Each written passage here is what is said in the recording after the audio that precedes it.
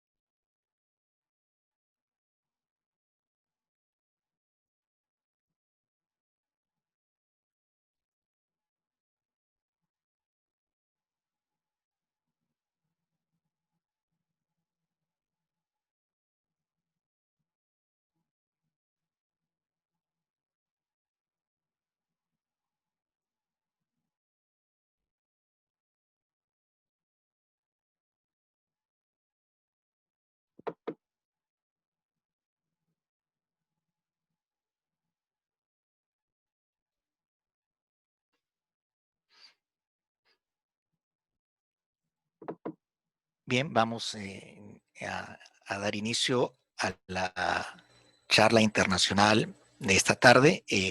No sin antes un tema técnico, solicitar por favor a todos los que estén en la sala de espera para que puedan ingresar. Eh, eh, Creo que está por aquí para la admisión. Perfecto. Nuevamente, un saludo con buenas tardes a todas y con todos.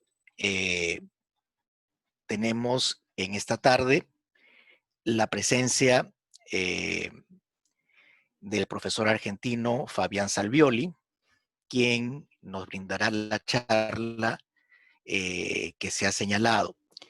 En esta ocasión, además, contamos con la participación del decano de la Facultad de Derecho de la Universidad Peruana de Ciencias Aplicadas, eh, para que pueda dar las palabras de bienvenida y la inauguración de esta charla, y luego dejamos en el uso de la palabra al profesor Salvioli.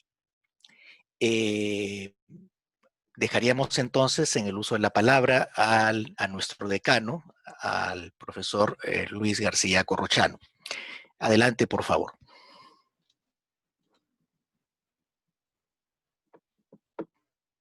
Guido, ¿se me escucha? Perfecto. Adelante, decano, por favor. Correcto, es que no tengo la administración del micrófono. Muchísimas gracias, profesor Guido Mendoza. Muchas gracias y bienvenido, profesor Fabián Salvioli, colega argentino, ya que cultiva, al igual, en habla, el Derecho Internacional Público y es docente en la Universidad de La Plata.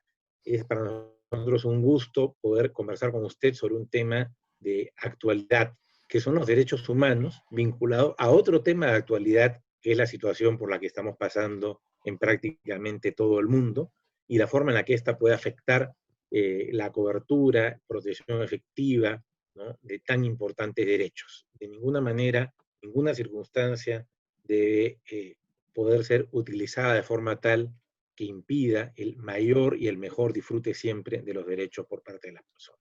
Estoy seguro que la charla va a ser del mayor interés. Yo, por motivos de agenda, estoy paralelamente en otra reunión. Me voy a retirar por un momento y regresaré luego.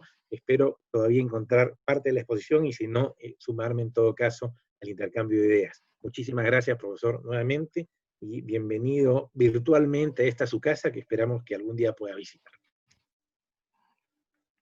Muchísimas gracias, señor decano. No sé si se me escucha. Perfectamente. Escuchamos perfectamente. Pues muy bien, muchas gracias, señor decano. Para mí un gran gusto, un gran honor poder participar en esta conferencia, con usted presentando como colega que se dedica al derecho internacional, y por supuesto con mi querido amigo Guido Mendoza, que ya conozco hace un cuarto de siglo, cuando tuvimos la oportunidad de compartir espacio en Estrasburgo, en el Instituto Internacional de Derechos Humanos, que fundó nada menos que quien ha redactado la Declaración Universal de Derechos Humanos, el francés René Cassin. Es la segunda o tercera vez que estoy en esta universidad. Ya estuve previamente, pero hace un par de décadas, de manera presencial. Esta es la primera que estoy online. Para mí es un gran gusto siempre volver, y permítanme naturalmente expresar toda mi solidaridad por la situación que está atravesando Perú en particular con la pandemia. Es doloroso, es cruel. Sigo muy de cerca lo que sucede allí porque tengo mucha gente querida, mucha gente amiga. Esperemos que esto pase de la mejor manera y que el Estado reaccione como es debido, con las medidas pertinentes. Bien, sin más, si les parece, pasamos a la exposición. Yo he preparado una exposición de 4 puntos centrales, que tienen que ver con el impacto de la pandemia en la situación de derechos humanos. El segundo es la pandemia en el marco del derecho internacional de los derechos humanos. El tercero es el impacto de la pandemia en el trabajo de los órganos de protección de derechos humanos. Y el cuarto es el futuro de los derechos humanos post pandemia. Un poco ese es el menú que tengo preparado para conversar con ustedes en un periodo de tiempo razonable, para que no se convierta en una tortura o un trato cruel, inhumano y degradante para ustedes asistir a esta charla. Y En relación al primero de los asuntos, hay que comenzar casi con una verdad de perogrullo, que es cómo impacta la pandemia en la situación de derechos humanos. Y la respuesta es, por supuesto, de manera muy dramática, comenzando por el derecho a la salud, pero no solamente por el derecho a la salud. Si hacemos un repaso de la Declaración Universal de Derechos Humanos y el contenido de esa declaración, de sus derechos civiles, políticos, económicos, sociales y culturales, y revisamos la situación actual en la materia, pues lamentablemente llegaremos con mucha facilidad a la conclusión de que la pandemia impacta en un enorme contenido y cantidad de estos derechos. Por supuesto, en el derecho a la salud efectivamente, pero también impacta en el derecho a la vida, también impacta en los derechos económicos y sociales, toda vez que muchísima gente ve afectada su actividad, su fuente de ingresos, por las restricciones muy lógicas que origina la pandemia. También la libertad de circulación, la libertad de movimiento, se ve afectada por esta pandemia. Y entonces, la primera cuestión que interpela esta pandemia es qué tan preparados están los estados en materia de derechos humanos. Y esta no es una pregunta retórica, esta es una pregunta importante, porque si la salud no es considerada un derecho y es considerada una mercancía, el resultado de la lucha contra la pandemia es una. Y si la salud es considerada un derecho y no una mercancía, el resultado será efectivamente otro. Y ahí vemos cómo los distintos estados, cómo los distintos gobiernos afrontan esta situación teniendo en cuenta si la salud es considerada como debe ser un derecho humano básico, esencial y que conlleva obligaciones en todas las estructuras del Estado para con toda persona sometida a su jurisdicción, o si es simplemente un bien que está al alcance solamente de quien puede acceder al mismo porque puede pagar. La diferencia entre una y otra cuestión es nada menos que la diferencia entre la vida y la muerte. Y entonces, cuando hablamos de derechos humanos, no estamos discutiendo sobre la naturaleza jurídica de tal cosa o de tal otra. Estamos yendo de aquello que hace al desarrollo efectivo del proyecto de vida de las personas y de cómo los estados, que son los garantes de derechos humanos, deben tomar el conjunto de medidas para promover y proteger efectivamente a los niños. También se pone en tela de juicio o en crisis esas históricas divisiones que ya están absolutamente superadas, pero que aún se enseñan en clases y otra vez tienen derivaciones en la práctica, porque lo que se enseña en clases luego se ejerce en el desarrollo cotidiano de la profesión, ya sea bregando por derechos, ya sea aplicando el derecho en los órganos de justicia. Entonces, como enseñamos, por supuesto que tampoco es una cuestión meramente teórica. Pero digo, esta idea de generaciones de derechos que ya están superadas y que deberíamos desterrarlas definitivamente de las enseñanzas de los planes de estudio, o la idea de los derechos humanos en compartimientos estancos sin el fenómeno de la interdependencia y la indivisibilidad de los derechos. Me explico.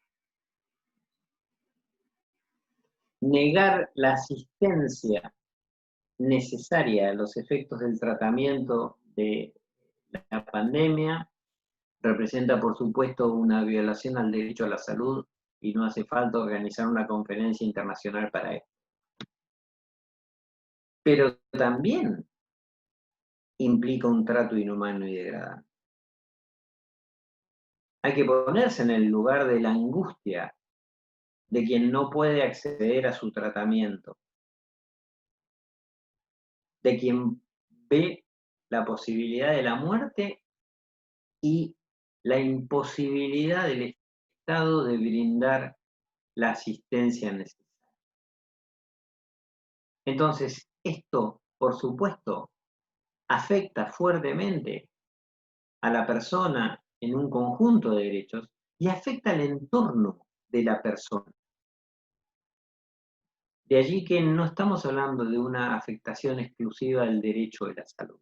Estamos hablando de la necesaria comprensión de una buena vez por todas, de que los derechos humanos son interdependientes, indivisibles, y que los estados no deben jerarquizar a unos por sobre otros, deben garantizarlos a todos por igual. Y que la violación de este derecho, algo a lo que me voy a referir después, se puede dar tanto por acción como por omisión. Y en ese sentido, las políticas públicas negligentes de parte de estados podrán dar lugar el día de mañana a la presentación de casos de derechos humanos, de la misma manera que se pueden presentar casos de derechos humanos por abusos policiales, torturas o ejecuciones extrajudiciales o desapariciones forzadas. Entonces, en el primer acápite de esta primera parte de la exposición, lo que quería señalar es el impacto de la pandemia en el contenido y en la naturaleza de los derechos y en cómo los consideramos y categorizamos. Dejo aquí esta primera parte para que no me tome tanto tiempo, pero en todo caso luego podemos con todo gusto retomarlo al momento de el debate, el intercambio de opinión. La segunda parte de la primera de las líneas que tenía para trabajar con ustedes es cómo impacta la pandemia en los colectivos. Una de las cosas que se ha escuchado este último tiempo es que el virus es democrático, pero el virus es democrático, pero las sociedades no lo son. Es decir, el virus afecta por igual a todas las personas, pero lo cierto es que las posibilidades de afectar del virus no son las mismas. No son las mismas a una persona que vive en un barrio residencial que a una persona que vive en un lugar de hacinamiento. No es la misma forma ni el mismo impacto que tiene el virus cuando ataca a alguien que no tiene enfermedades previas o cuando ataca a alguien que está inmunodeprimido. Y no debería extenderme demasiado para explicar de cuánto de esa inmunodepresión puede derivar de situaciones de pobreza, de malnutrición, de mala alimentación, de condiciones difíciles de salubridad previa por situaciones de indigencia o falta de acceso a los derechos humanos básicos y elementales. También vemos cómo afecta en particular a las personas adultas mayores y en ese sentido cómo han sido las respuestas de los diferentes sistemas de salud. Es penoso saber que factiblemente han existido protocolos no escritos, sencillamente porque no se pueden escribir, para decir de que en determinados casos, frente a situación de colapso, las personas mayores de edad, las adultas mayores, no son preferibles frente a personas menores de edad. A eso se llega cuando la salud es considerada una mercancía, cuando la salud no es considerado un derecho sustancial que debe efectivamente garantizarse por igual a todos y todas. O a las personas con discapacidad. Casi en una situación de eugenesia, donde por razones de discapacidad no se otorgan los beneficios de la atención médica, cuando hay que optar a quién darle un respirador y a quién no. Entonces, de democrático, el virus no tiene nada. De que nos afecta por igual, tampoco es cierto. Y de que afecta nuestras libertades por igual, tampoco es cierto. Y es penoso el reclamo de determinados sectores que generan amparados por intereses económicos en nombre de una supuesta libertad.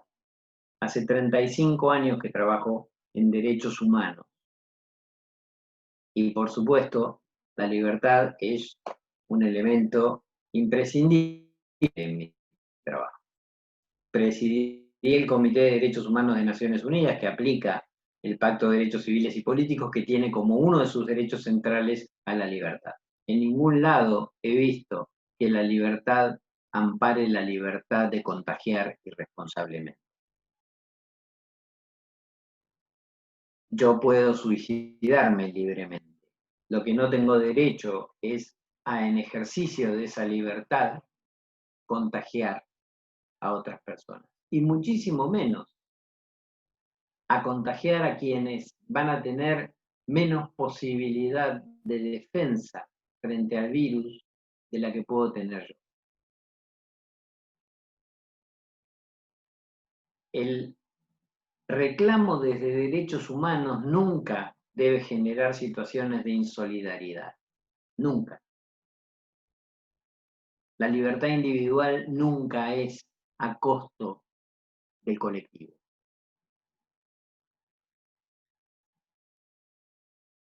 Por supuesto, uno de los debates más grandes que ha existido en este sentido es el relativo a la situación carcelaria. Y otra vez, discursos muy tremendos que, por supuesto, amparándose en la sensibilidad que toda la población tiene, y yo naturalmente también, en torno a que las personas que han cometido crímenes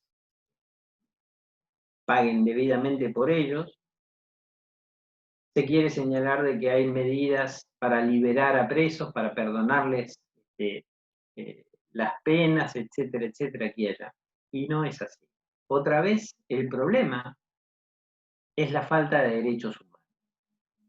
Si las cárceles no fueran centros de hacinamiento, si respetasen los estándares de derechos humanos, si las prisiones preventivas no fueran la regla, entonces no existiría el problema de hacinamiento. Pero en un marco de hacinamiento, no tomar medidas como las que ha sugerido el relator sobre derecho a la salud de Naciones Unidas o la misma alta comisionada para los derechos humanos de las Naciones Unidas, la alta comisionada, es criminal. Es criminal para la población carcelaria, es criminal para la familia de la población carcelaria, es criminal para quienes trabajan en el sistema carcelario, incluido guardia cárceles, etcétera, etcétera. Es criminal para las familias de quienes trabajan en el sistema carcelario, limpiando las cárceles, o dando comida, o cuidando, dando seguridad allí. Y termina siendo criminal para la población, porque por supuesto de que si allí hay brotes muy grandes, esas personas, muchas de esas personas, necesitarán respiradores. Y la posibilidad que tiene el sistema hospitalario de dar respuesta con respiradores es limitada. Entonces, es malo para toda la población. Pero el debate se hace de una manera tan infantil y tan de mala fe, que se lleva a la población, digamos, a pensar bajo otras posibilidades u otras características. Y en el marco de esto, cuando uno señala esto, inmediatamente quienes aprovechan esta situación son las personas que están condenadas por crímenes contra la humanidad, que entonces hacen peticiones para salir. De ninguna manera, de ninguna manera. Y eso es así, no porque las personas condenadas por crímenes contra la humanidad no tengan los mismos derechos, sino porque en general gozan de situaciones mucho más beneficiosas de detención. No suelen estar en situaciones de hacinamiento, suelen estar en espacios reducidos, con muy poca gente, digamos, reducidos en cantidad de personas, con muy poca gente. Y no son aceptables ni los indultos, ni las conmutaciones de pena, ni las exhibiciones de prisiones para personas condenadas por crímenes contra la humanidad. En ese sentido, en este momento yo soy relator de Naciones Unidas sobre aspectos de justicia transicional y he sacado directrices que complementan los informes de la Alta Comisionada para los Derechos Humanos y, obviamente, lo señalado por mi colega, el relator sobre derecho a la salud, con quien firmé su pronunciamiento. Esto lo complementa, no es contradictorio en absoluto con lo que él ha señalado. Y con esto entonces termino el primero de los puntos, que es el referido a cómo impacta la pandemia en la situación de derechos humanos. Simplemente dando algunos ejemplos. Podría dar toda la charla sobre este primer punto. Paso al segundo. La pandemia en el marco del derecho internacional de los derechos humanos. Bueno, por supuesto, creo que salvo para aquellas personas que creen en teorías conspirativas o bueno, quienes dicen que la pandemia no existe, que podrían hacerle un gran favor a la humanidad callándose la boca. Queda claro que la pandemia impacta fuertemente en el disfrute de los derechos y en ese sentido en la restricción al ejercicio de los derechos. Los derechos humanos, el ejercicio de los derechos pueden sufrir determinadas restricciones en circunstancias de excepcionalidad temporarias, como esta, y por supuesto es muy importante en este marco que los estados den los pasos necesarios para la restricción de derechos, notificando debidamente a los órganos internacionales pertinentes, en el sentido del Pacto de San José de Costa Rica, el Pacto de Derechos Civiles y Políticos de Naciones Unidas, y algunos otros que establecen cuáles son los mecanismos y pasos que hay que seguir al efecto de la restricción de los derechos humanos, del ejercicio de los derechos humanos, y muchas veces los estados omiten estos pasos. Y es importante que los den por varias razones. También permite a la comunidad internacional el monitoreo de la legitimidad de las medidas que se toman. Porque por supuesto que este tipo de situaciones también pueden ser aprovechadas por regímenes autoritarios para callar protestas u otro tipo de situaciones. Y la manera efectiva de generar salvaguardas para esta cuestión es que los estados den los pasos necesarios. Queda claro de que hay un bloque de núcleo duro de derechos que están enunciados en el sistema interamericano, en el artículo 27, inciso segundo del Pacto de San José de Costa Rica, y en el Pacto de Derechos Civiles y Políticos, si la memoria no me falla, artículo 4 de ese instrumento internacional, en el que se determina específicamente qué derechos no se pueden suspender bajo ninguna circunstancia, absolutamente bajo ninguna circunstancia. Pero para los otros, para los derechos que se restringe o suspende su ejercicio, hay que probar la necesidad de la medida, hay que probar la excepcionalidad de la medida, hay que probar de que esa medida es pertinente para el objetivo que se busca con esa medida y hay que probar de que no se podía tomar otra medida que sea menos lesiva, además de determinar la temporalidad de la misma. Entonces, la pandemia tampoco da un vía libre a un Estado para hacer cualquier cosa. De allí que la pandemia, obviamente, como todas las cosas en la vida, impacta en el marco del derecho internacional de los derechos humanos. Obviamente, que el tratamiento de la pandemia puede dar lugar a casos de derechos humanos.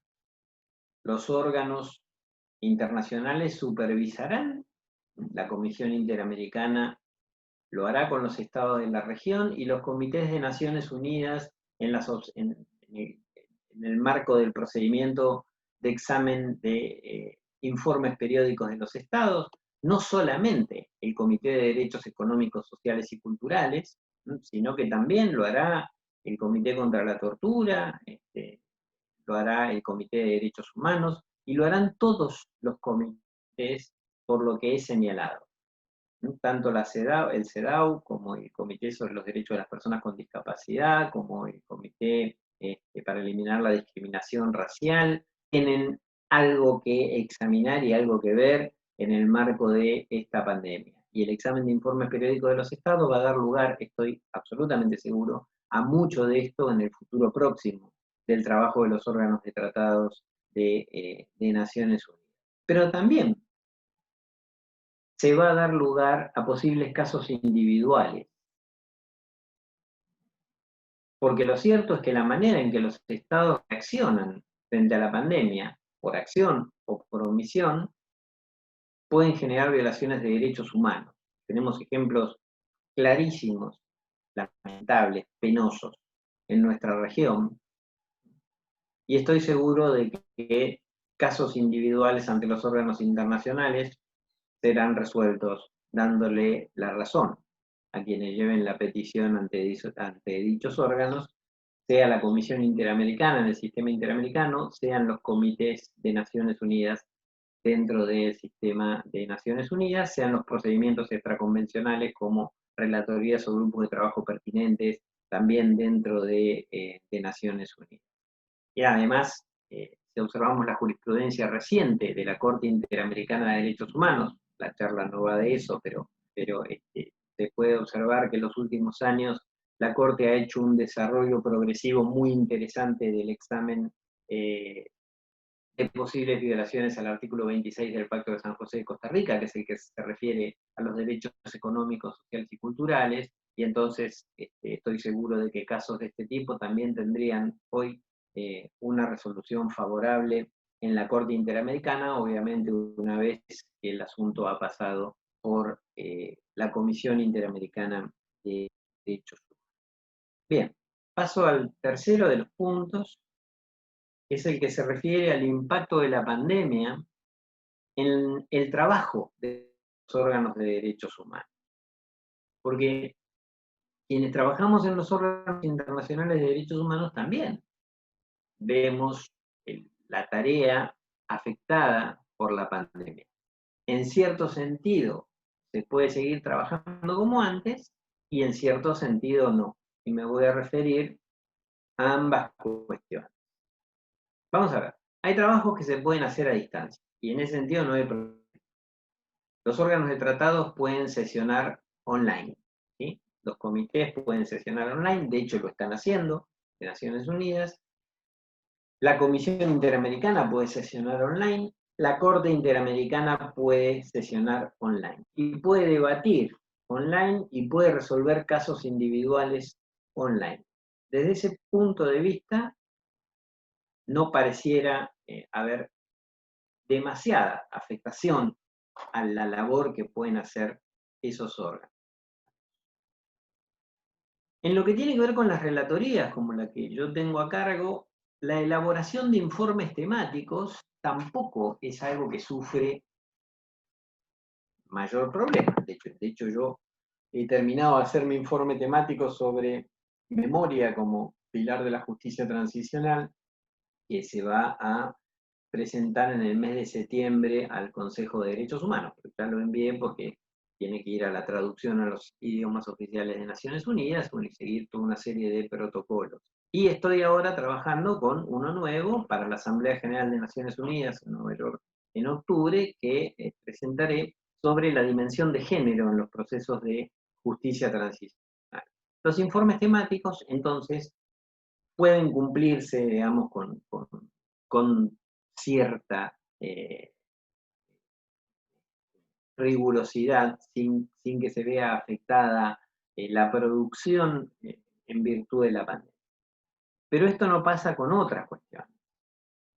Por ejemplo, con el trabajo central que tenemos quienes cumplimos funciones de relatoría en Naciones Unidas. Ustedes saben que, a diferencia de lo que pasa con los comités de Naciones Unidas, las relatorías centran su labor en lo que se llaman las visitas in loco.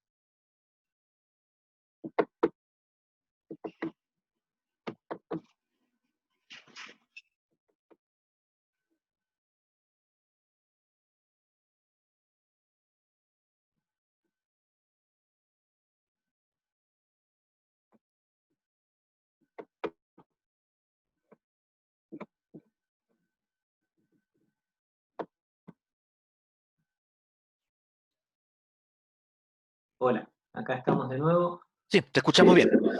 Sí, perdón, no sé qué pasó, pero algo pasó. Bien. Pero te estamos escuchando y viendo perfectamente, Fabián. Ok, perdón, digamos, yo no toqué nada, juro que no toqué nada. Bueno, decía que las visitas in loco que llevan adelante quienes titularizan relatorías, como en mi caso, no se pueden hacer. Yo no puedo viajar y tenía 3 visitas entre marzo y ahora que tenía que cumplir. Una a los Balcanes para examinar cómo ha ido el proceso de justicia transicional luego de la guerra en la ex Yugoslavia. Yo hoy tenía que estar en Bosnia para dar un ejemplo. Iba a ir a Túnez a la presentación del informe de la Comisión de la Verdad de Túnez, y también iba a viajar a Mali, donde hoy hay un conflicto armado muy importante, en relación a el desarrollo embrionario de un proceso de justicia transicional allí. Iba a estar en Bamako. Obviamente no puedo hacer nada de eso y, por supuesto, entonces el trabajo se resiente efectivamente, digamos. Y ese es un problema, en buena medida, porque a pesar de que los informes sobre países se pueden hacer igual, sin hacer visitas in loco, lo más importante que tiene el sistema de derechos humanos es su credibilidad. Y entonces el no poder constatar efectivamente en el lugar las cosas, no poder investigar debidamente, no poder confrontar distintas versiones o situaciones, no poder conversar directamente con víctimas, pues nos puede llevar a caminar por terrenos no del todo seguros. Y la fiabilidad de los informes que lleva adelante un órgano de protección de derechos humanos es lo más importante. La gente en general sabe que cuando un órgano de derechos humanos señala algo en torno a un Estado y ese Estado responde, la razón suele estar del lado del órgano de tutela de derechos humanos. Pero eso es así porque tenemos mecanismos muy, muy fuertes que dan fiabilidad a nuestro proceder. Entonces, para esta tarea específica, la visita al lugar es muy importante. Y, naturalmente, tenemos un poco complicada la posibilidad de llevar adelante los informes de países sin hacer visitas a los lugares. Se pueden hacer, sí, pero es complejo. Bien, y paso al último de los puntos, ya para que podamos abrir un debate que tiene que ver con el futuro de los derechos humanos post pandemia y obviamente que hablar del futuro siempre es un riesgo porque nadie tiene la bola de cristal y ya nos dimos cuenta, sobre todo con la pandemia, de que todas esas personas que aparecen vendiéndonos cosas del futuro son en realidad personas muy mercaderes. Sí, papito, agarra.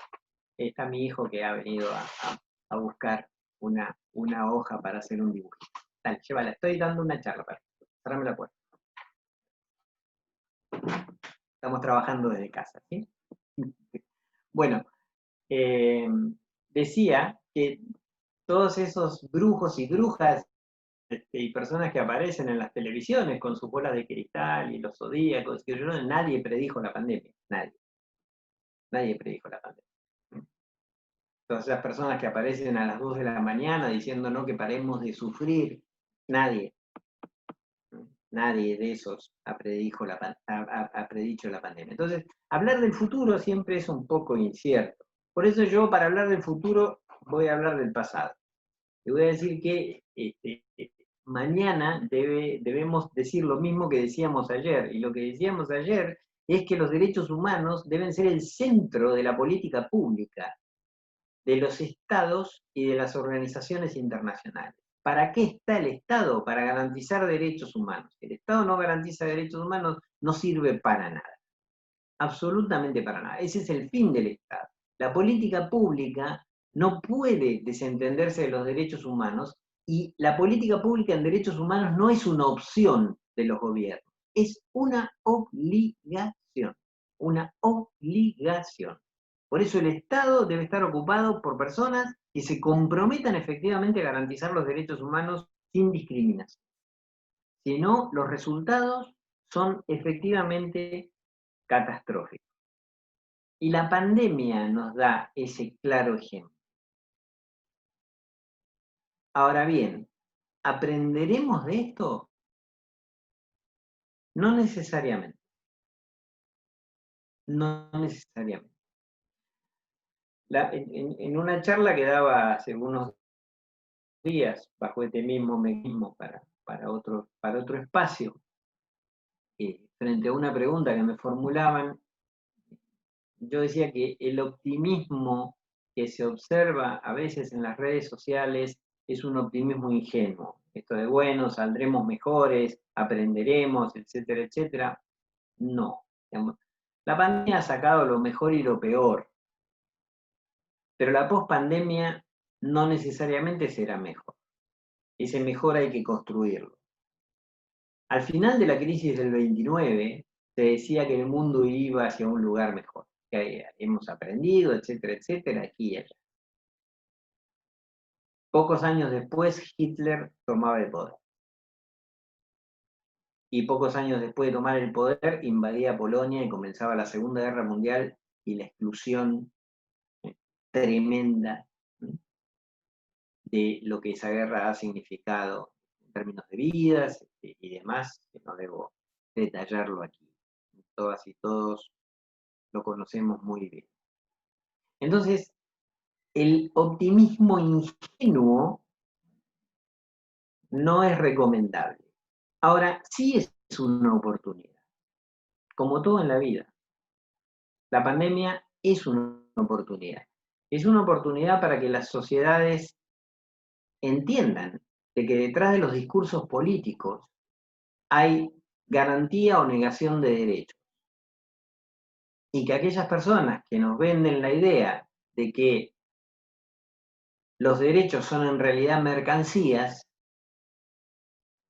cuando llegan al poder, terminan generando situaciones en las cuales los derechos humanos se violan.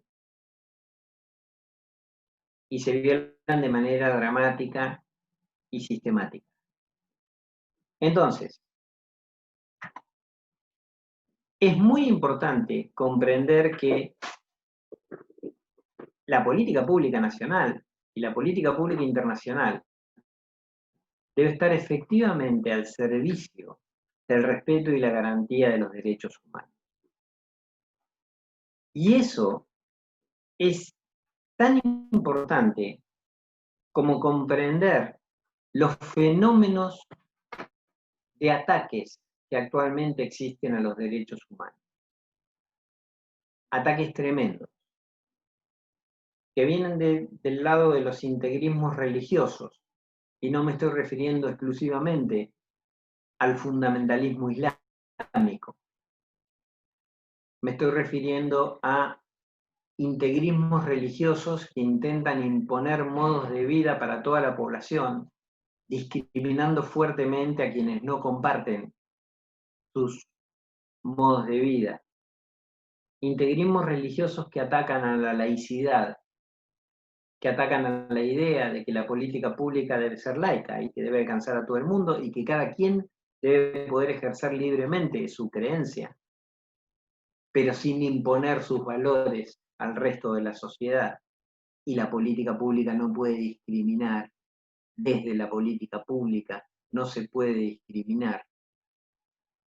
Ataques que se dan a movimientos que reivindican derechos humanos, como el movimiento feminista, que tiene que soportar toda una oleada inaceptable de críticas y de ataques desde sectores que no tienen ninguna intención de tener futuros mejor, sino de mantener situaciones de exclusión y de discriminación. Entonces, los derechos humanos no conocemos el futuro, pero sí conocemos el pasado. Y para ir hacia un futuro como corresponde, hay que aprender efectivamente las lecciones del pasado. Y las lecciones del pasado dicen que los derechos humanos no vienen de la magia. Los derechos humanos vienen de las luchas, vienen de los reclamos, vienen de las conquistas. El camino entonces es ese. Sociedades que reclamen efectivamente el disfrute y la garantía de los derechos humanos y gobiernos que cumplan sus obligaciones de promover y proteger los mismos sin discriminación a todas las personas sometidas a su jurisdicción. Bueno, creo que podemos dejar aquí. Yo les agradezco la atención que le han podido dar a esta exposición. Muchas gracias.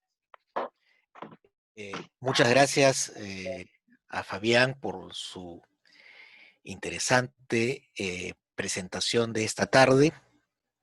Y con base en lo que se ha definido para esta parte de la presentación, quedaríamos atentos a las preguntas, comentarios que deseen hacer los alumnos participantes de esta charla.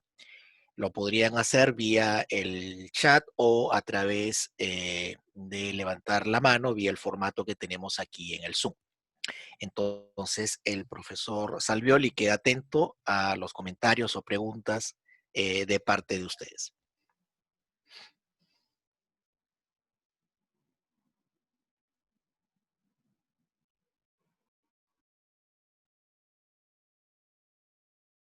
Están durmiendo, Guido. O están reflexionando. Vamos a esperar algunos segundos para que puedan. No, pero es lógico. Yo también me duermo con mis charlas, ¿eh?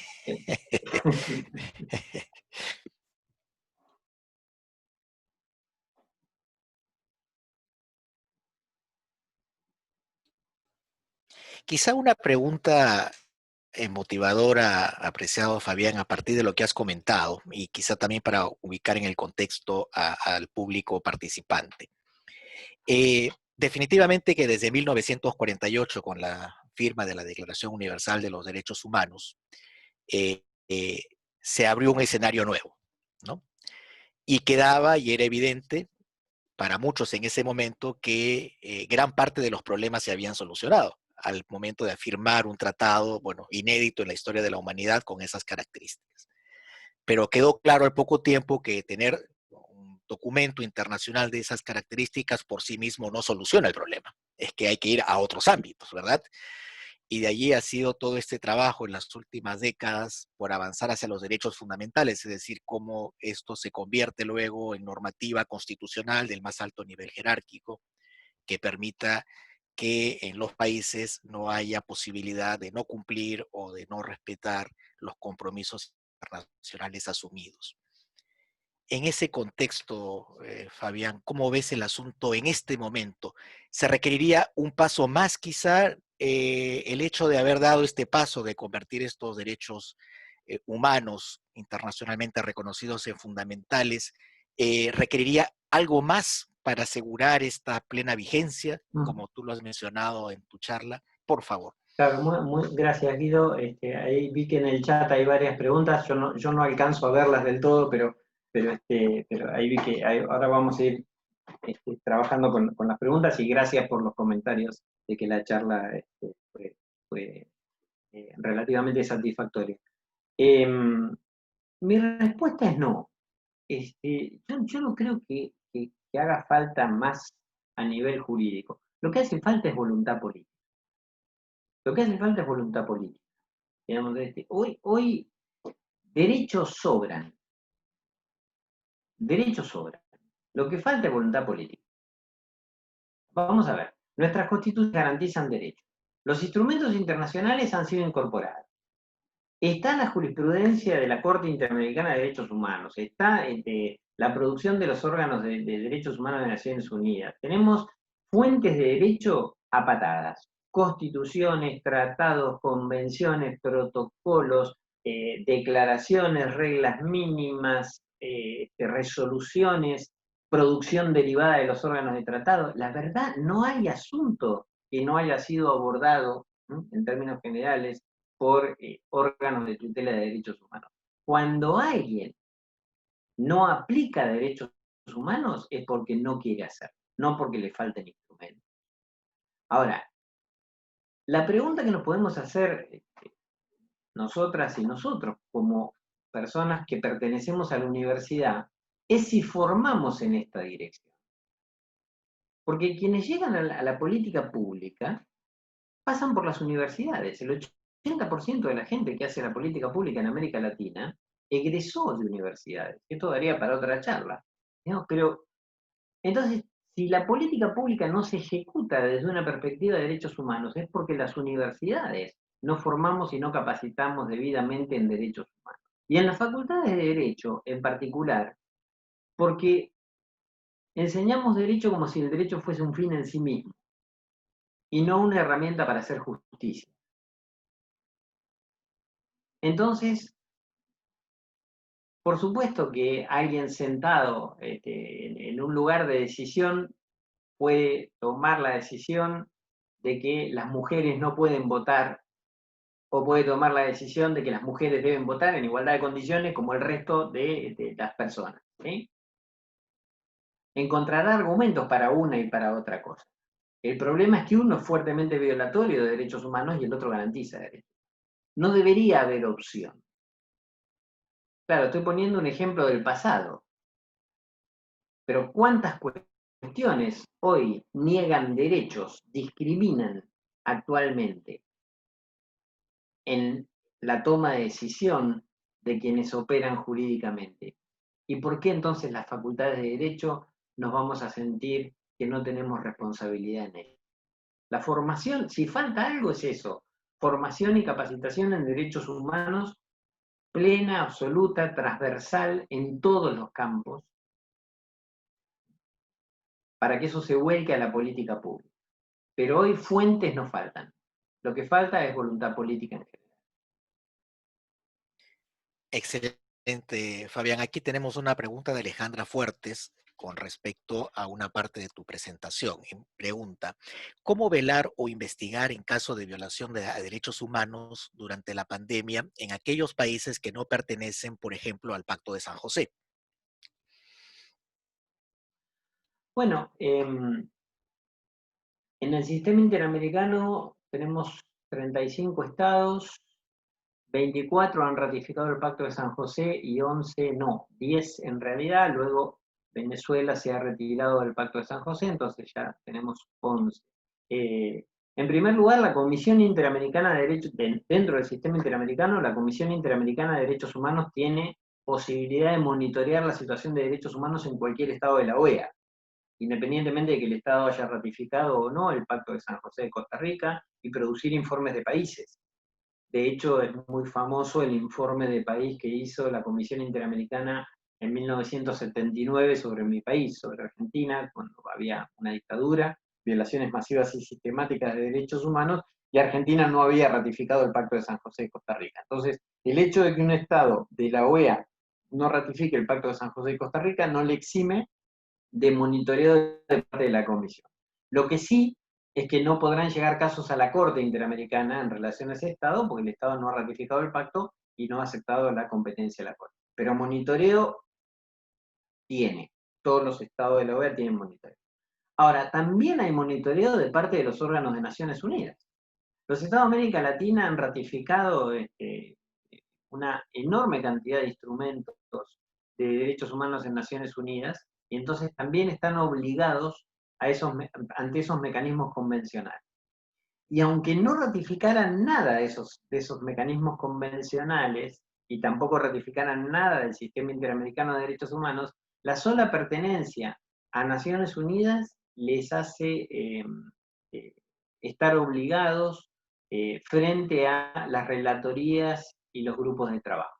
Es decir, yo tengo mandato sobre todos los estados de Naciones Unidas, independientemente de que los estados hayan ratificado o no ratificado ningún instrumento internacional. Y lo que aplico, entonces, es la Carta de Naciones Unidas y la Declaración Universal de Derechos Humanos. Entonces, las relatorías, por ejemplo, el relator de Derecho a la Salud, la relatora de ejecuciones extrajudiciales, el grupo de trabajo de detención arbitraria, todos esos grupos son competentes para abordar situaciones de derechos humanos derivadas de la pandemia y no derivadas de la pandemia en torno a cualquier Estado, aunque ese Estado no haya ratificado el Pacto de San José de Costa Rica o no haya ratificado ningún instrumento internacional. Interesante, Fabián. Aquí otra pregunta de Alexander Delgado, que además que agradece tu exposición. Dice, quisiera saber su opinión si es razonable sacrificar la libertad a cambio de seguridad, en especial en esta situación de pandemia en que estamos todos atravesando.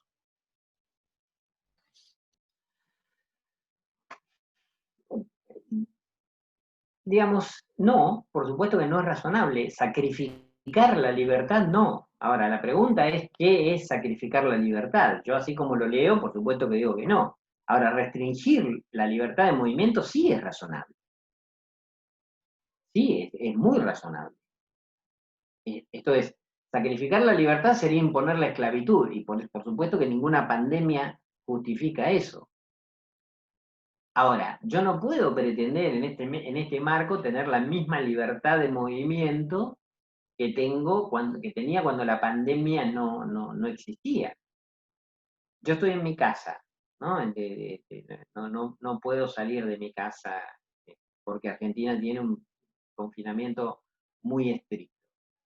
¿Hay una restricción de la libertad? Sí, hay una restricción de la libertad. ¿La libertad está sacrificada? No, no está sacrificada. Esta medida es temporal y obedece a una situación concreta que tenemos. Digamos, eso pasará y volveremos efectivamente a salir a la calle. ¿Hay excepciones para salir a la calle? Sí, yo puedo salir a buscar los víveres necesarios, puedo salir al médico, puedo salir a distinto lado. Lo que no puedo es hacer lo mismo que hacía antes y eso es razonable. A mí no me parece que eso sea sacrificar la libertad, a menos que yo entienda mi libertad como algo que me da derecho a hacer cualquier cosa. Entonces, ¿yo tengo libertad de caminar por la calle? Sí, claro, pero lo que no tengo es libertad de contagiar a nadie. Y si entonces todos llevamos adelante nuestra libertad de caminar por la calle e inundamos las calles de presencia de gente y los transportes públicos, lo único que vamos a lograr es que los sistemas de salud colapsen. Entonces, eso no está amparado por ninguna libertad.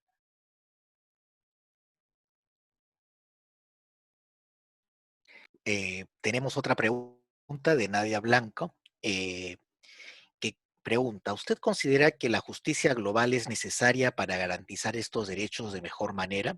Aún más en la actualidad con el proceso de la globalización, aunque fuera algo limitada por la propia pandemia. La pregunta es excelente, y además me pone en un problema, porque debo señalar que en ese sentido soy una suerte de pastor ateo. Yo trabajo en el derecho internacional, pero la verdad que el derecho internacional no es lo más importante. Sí, la justicia global es necesaria, pero muchísimo más necesaria es la justicia local. Si los estados no llevan adelante su política pública de manera tal que se respeten y se garanticen los derechos humanos, y que entonces al plano internacional llegue solo excepcionalmente aquello que por algún motivo no se garantizó en el plano local, si no logramos ese estadio de cosas, la realización de los derechos humanos es una quimera. No hay órgano internacional que pueda subsanar las injusticias en todo el mundo. Entonces, el sistema de derechos humanos no es el sistema internacional. El sistema de derechos humanos es todo el sistema, todo. Y centralmente el sistema nacional. Y entonces sí, una vez que eso está, efectivamente, sí creo que es necesaria una justicia global, una justicia internacional, para las situaciones de excepción en las cuales los derechos no son garantizados. Bien, tenemos otra pregunta de Cassandra Carrera, que además te felicita por tu excelente presentación y plantea una duda. ¿Son los derechos humanos los únicos parámetros que podríamos y deberíamos considerar para juzgar a un gobierno de bueno o malo frente a esta crisis? Sí, sí, sí, por supuesto.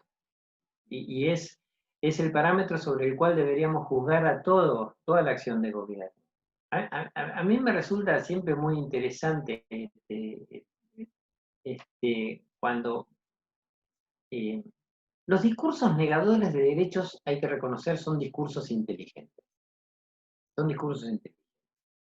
Entonces, a través de tecnicismos, se nos dice, no, bueno, pero lo importante es que hemos logrado un sistema eficiente, porque eficiente es lo que menos gasta y más produce. Eso no es eficiente. Eso lo que genera es más ganancia. Pero eso no es eficiente. Porque si eficiente es lo que menos gasta y más produce, entonces yo no tomaré para que trabaje a una persona con discapacidad, porque su producción probablemente sea menor que la de una persona que no tiene una discapacidad. O no tomaré a una mujer que puede quedar embarazada y luego sacar una licencia por maternidad. Eficiente es lo que más incluye. No hay que regalar el término eficiencia a quienes nos hacen ver como fines cosas. Eficiente es aquello que incluye a toda la población. No es eficiente un sistema que deja fuera del disfrute de los derechos a la mitad de la población o a las 2/3 partes de la población. Los derechos humanos son, comparto el sentido de la pregunta, los derechos humanos son las herramientas bajo las cuales deberíamos medir el éxito o el fracaso de los gobiernos. Otra pregunta de Gina Durán, que agradece de antemano la información brindada en esta exposición y hace la pregunta, ¿consideras que la opinión médica sobre a quién auxiliar es la más adecuada en base a preferir salvar la vida de una persona joven o adolescente que con respecto de una persona mayor de edad?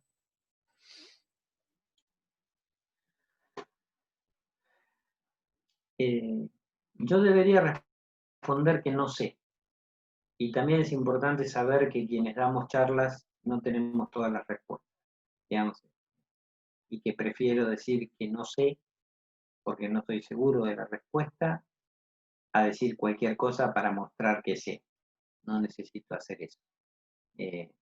Y no sé, sinceramente no sé si la respuesta, yo sí creo que la respuesta de un profesional de la medicina o una profesional de la medicina debe ser la guía de la lucha contra la pandemia. Entonces, yo para luchar contra una pandemia escucho a quienes saben de pandemias. No escucho ni a economistas, ni a juristas, ni escucho a quienes saben de pandemias. ¿Sí? Pero no estoy seguro de que la decisión sobre a quién salvar o no salvar deba ser algo que deba quedar en manos de un criterio médico. Y digo simplemente eso, que no estoy seguro.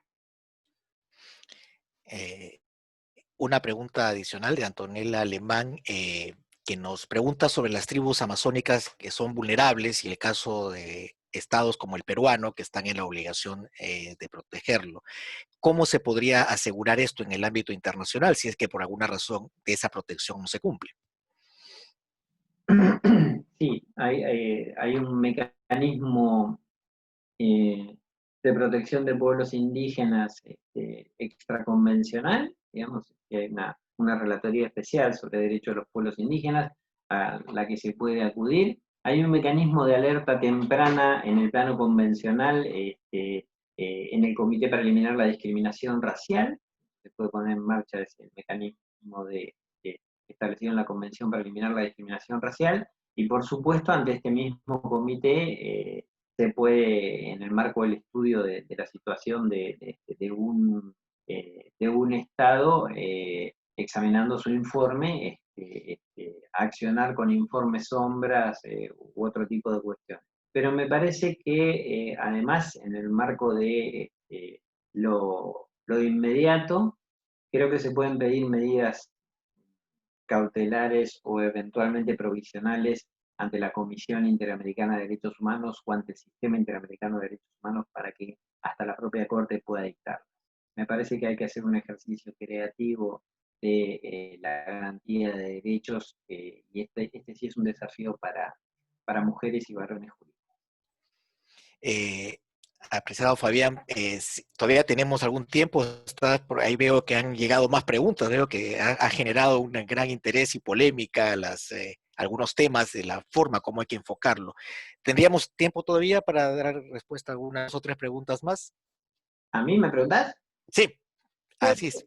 Yo estoy a disposición de ustedes, digamos. Yo Perfecto. doy clases de maestría en 1 hora y media, pero tengo tiempo. Un rato más. Ustedes deberán aguantar de que mi hijo ingrese y salga de de la habitación, pero bueno. Perfecto, Fabián, muchísimas gracias. No, Rosalín León pide un comentario tuyo con respecto a lo que está ocurriendo en El Salvador en este momento. Dice que ella tiene una información muy contradictoria sobre lo que ocurre en el país. Si tuvieses algún comentario que brindar al respecto. digamos, bueno, me gustaría que precise en relación a qué, digamos, comente. Pero digo esto por una razón. Yo visité oficialmente El Salvador el año pasado e hice un informe que se presenta ahora al Consejo de Derechos Humanos sobre la situación de la justicia transicional en El Salvador, es decir, cómo se abordaron el trabajo de la Comisión de la Verdad de El Salvador por las violaciones de derechos humanos y el derecho humanitario en el conflicto armado, la situación de justicia e impunidad para quienes han perpetrado crímenes contra la humanidad, las reformas institucionales y las garantías de no repetición y los procesos de memoria. Pero no sé si se refiere a eso o se refiere a la situación actual de hacinamiento en las cárceles frente a la pandemia del coronavirus. Si es en relación a lo primero, yo produje un informe, ese informe ahí dice, frente a las medidas que Bukele ha tomado en las cárceles en este contexto. Después no leo más, pero dice, frente a las medidas que Bukele tomó. Bueno, yo soy un desastre para manejar el chat. Sí, se refiere justamente al contexto actual, ¿no? La pregunta está orientada a lo que ocurre en este momento en las cárceles en ese país. Bueno, digamos, a mí me parece que fomentar el hacinamiento en las cárceles es una locura. Lo que dije en términos generales en la primera parte de mi exposición se aplica a todos los países, incluido El Salvador. Digamos, hay que entender de que, primero, de que las cárceles no son un espacio para el castigo de las personas, sino para que cumplan su pena y la privación de libertad es la pena, digamos. El hacinamiento no es algo que esté permitido, esto en primer lugar. Pero en segundo lugar, que el hacinamiento vuelve en contra de toda la población, por lo que he mencionado hoy más temprano. Digamos, si las cárceles terminan siendo focos infecciosos muy fuertes por el hacinamiento, y el virus va hacia donde hay hacinamiento, por supuesto, entonces los sistemas sanitarios se colapsarán, y se colapsarán los sistemas sanitarios no solamente para las personas que están privadas de la libertad, sino para la tía del señor que reclama que los presos estén hacinados. Muy bien, aquí hay una pregunta que plantea Yasmín Cox que es interesante. Dice, la pandemia ha puesto de manifiesto los diferentes metarrelatos que coexisten a nivel político, económico y social. Por un lado, un metarrelato que defiende la idea de los derechos humanos como bienes y en el cual esta idea haya pleno sentido. Por otro lado, un metarrelato que antepone los derechos humanos a cualquier valoración económica. En este escenario de plurirrelatos, ¿cuál sería la contribución del estudio de los derechos humanos y en especial de las Naciones Unidas para prevenir futuros choques de sentido que nos lleven a una situación de crisis que se vive hoy en día? Lo que pasa es que no es un mero choque de relatos. Ojalá fuera solo un choque de relatos. Los relatos terminan generando posicionamientos en quienes deciden la política pública, y esos posicionamientos terminan garantizando derechos o violando derechos. Como señalé hoy, al final de la exposición, los derechos humanos son el fin del Estado. Y la economía, como el resto de las cuestiones del Estado, deben estar al servicio de la garantía de los derechos humanos. Y ya. Entonces, no se trata de discutir en relación a si los derechos humanos deben anteponerse a todo. Es el fin del Estado. El Estado actual está para respetar y garantizar derechos humanos. Si no hace eso, viola derechos. Porque como ustedes saben y como han visto en clases, los derechos humanos se pueden violar por acción o por omisión. Entonces, no hay debate sobre esto. Hay un intento de debate, pero no hay debate. Hay obligaciones que el Estado tiene que cumplir. Los derechos humanos no se plebiscitan, no se discuten, se garantizan. Hay una pregunta que se ha levantado la mano Nicole Torres. Vamos a ver si podemos abrir su Claro. micrófono. Un minuto, por favor. Sí, Sí, ya está. Por favor, adelante, Nicole. perfecto. Hola, buenas tardes. Muchas gracias por la charla, bastante interesante. Ahora, mi duda iba un poco dirigida quizás en el contexto de la restricción de libertades. Si bien es cierto, mencionó que en algún momento no podemos quizás colocar en situación de peligro derechos fundamentales como son la salud, o sea, a nivel colectivo. La situación en la que está atravesando, por ejemplo, Perú ya es un poco incontenible. O sea, al día de hoy ya quizás muchos ciudadanos por necesidad han tenido que salir a reiniciar sus actividades económicas.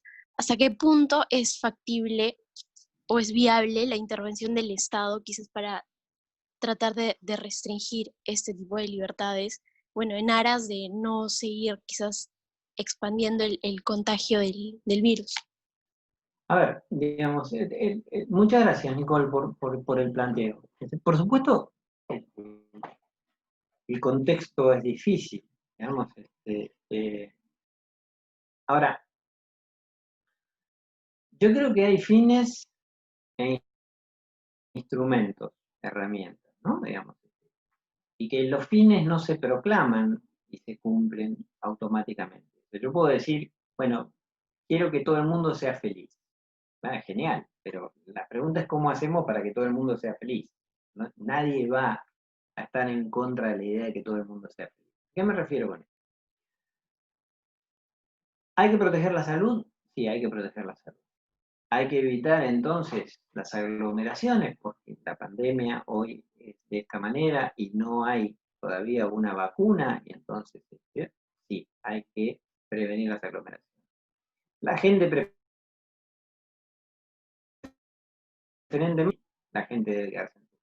Ahora, la gente se tiene que morir en su casa por esto, no puede salir, y quienes no tienen de qué manera subsistir, bueno, si yo le pido a la gente que se quede en su casa, entonces yo debería ver la manera de garantizar los derechos de esa gente. Si las personas no pueden tener los medios de subsistencia, entonces el Estado debe paliar esa situación. Pero esto no es mágico. El Estado tiene un presupuesto. Es momento de que quienes han amarrocado fortunas paguen impuestos como deben pagarlos, para obtener los recursos, para que la crisis no sea tan fuerte sobre los sectores más desfavorecidos y los sectores medios. Deben establecerse impuestos de una buena vez por todas en nuestra América Latina, que no sean impuestos regresivos, que no sean impuestos que caigan más fuertemente sobre quienes menos tienen. América Latina es el continente más desigual en lo que tiene que ver con el tratamiento impositivo. Los sectores más pudientes no contribuyen de acuerdo a la situación económica de Chile. No estoy hablando de hacer la revolución comunista, de ninguna manera. Estoy diciendo de que debe haber una distribución un poquitito más equitativa de los recursos del Estado. Y para eso el régimen impositivo es fundamental. Lo que no es lógico es proteger la salud y decirle a la gente que se quede en la casa y no darle las herramientas para que se pueda quedar en la casa. Pero quienes baten el parche de salir a la calle no son precisamente quienes están en esa situación mayormente. Son grandes sectores económicos que no quieren perder un céntimo de lo que han ganado históricamente. Y después las muertes se cuentan de a miles. Por supuesto, en quienes aglomeran los transportes públicos y las calles.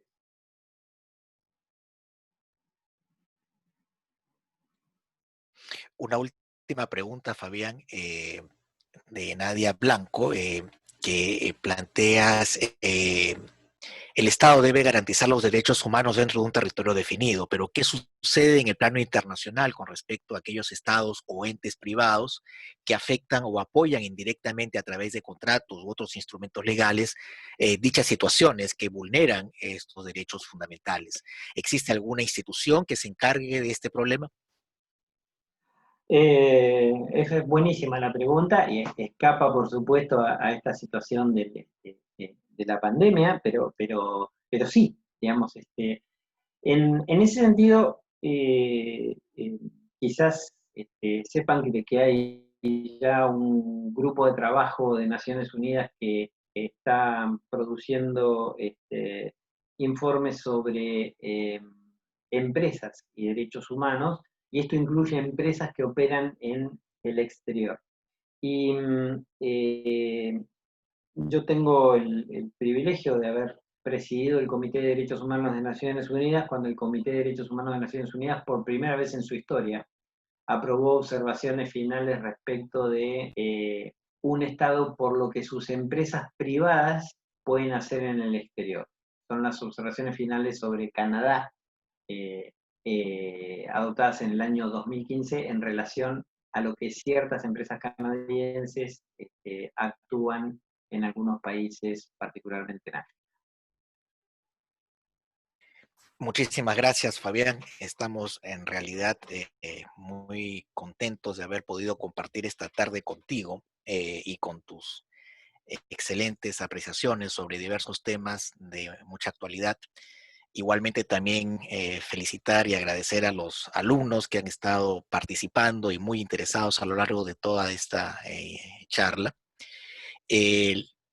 Dos cositas puntuales para poder ir concluyendo esto y dejarte también liberado, Fabián, para que continúes con tus actividades. Sabemos que hay muchas cosas todavía pendientes allá en la tarde, noche en Argentina y hay que trabajar. En primer lugar, a nombre de la Facultad de Derecho, ¿verdad? Ya lo manifestó nuestro decano, Luis García Corrochano, nuestra dirección de la carrera a cargo de Beatriz Miranda. Pues un agradecimiento especial por tu deferencia con nosotros, con la universidad y con la Facultad de Derecho. Es muy importante y muy refrescante tener siempre este tipo de ideas que nos ayuden a reflexionar de otra manera y con más profundidad sobre los asuntos. En segundo lugar, invitarte, como bien lo dijo nuestro decano, a que y están las puertas abiertas cuando desees y tengas la posibilidad de poder compartir otro rato con nosotros. Vamos a estar siempre muy contentos de tenerte con nosotros, bueno, ahora virtualmente, pero se espera que pronto pueda también ser presencialmente y que puedas regresar nuevamente a Lima y que veas ya en directo aquí a todos los chicos que han seguido tu presentación. Igualmente, les pedimos para efectos de cerrar esta parte a todos los participantes, tienen ustedes en la parte inferior una encuesta para saber qué tal ha funcionado todo este esquema, tanto la parte virtual y toda la parte técnica que ustedes han podido utilizar. Justamente tienen ustedes en pantalla el tema de la evaluación, ahí ustedes pueden hacer un análisis breve para tener la referencia. Y bueno, además, algo que nos ayuda siempre mucho en todas estas presentaciones es poder dar un aplauso a nuestro expositor. Y pues, por favor, un aplauso para Fabián y su participación de esta tarde, esperando que puedan tener, están los micrófonos abiertos, por favor, pueden hacer la expresión de sus saludos. Pensé que era por el emoticón.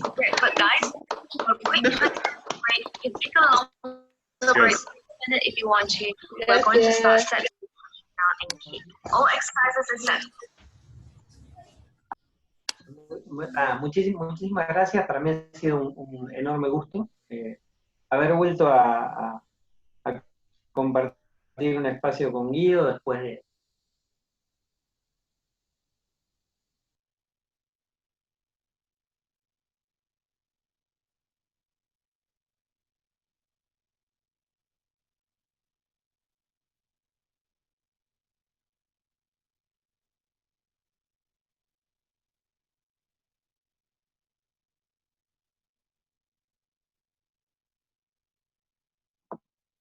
Perdón, no se escuchaba lo que estaba diciendo.